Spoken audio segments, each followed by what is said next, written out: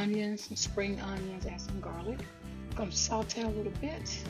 And then I will add a half a teaspoon of veggie paste.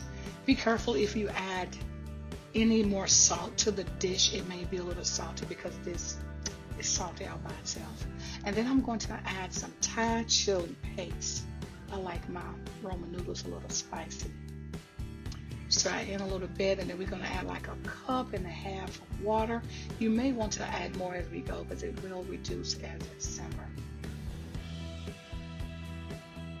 Then I'm going to add a little bit of local honey. It just brings all the flavors together. And then a cup of kale. It's so good. It smells so great. Then I'm going to add a dash of cinnamon. It's just something about cinnamon and allspice. It's just, I don't know. I just love the flavors of those together. They work very well. Then I'm going to add a half teaspoon of cumin.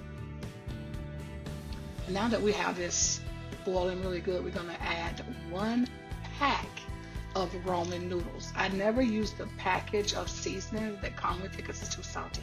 So add some tomatoes, guys, and this is the end of this dish. It is so good. The tomatoes just bring color to it. It brings some freshness to it. I can't wait to taste this. It's cold here in Winston-Salem, and I think this is going to warm me up. Look at it. It's just beautiful. So beautiful.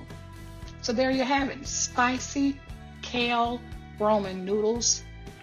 Please, if you create this dish, leave a comment below, and please don't forget to subscribe,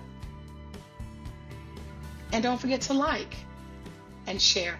Thank you so much for watching Vegan with Soul.